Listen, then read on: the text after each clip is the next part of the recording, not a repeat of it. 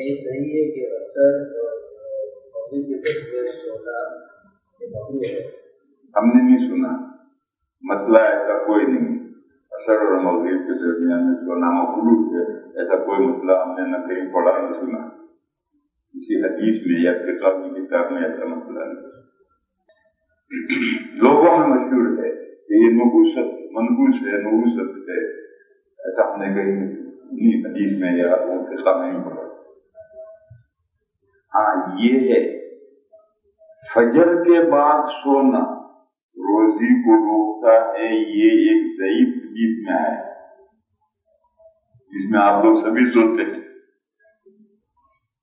وہ حدیث ہے نوم الصبح یمنع الرزق، یہ حدیث ضعیف ہے لیکن حدیث ہے فجر کے بعد سونا یہ روزی سے معلوم کرتا ہے، روزی میں بے برکتی کرتا ہے، روزی میں کمی کرتا ہے۔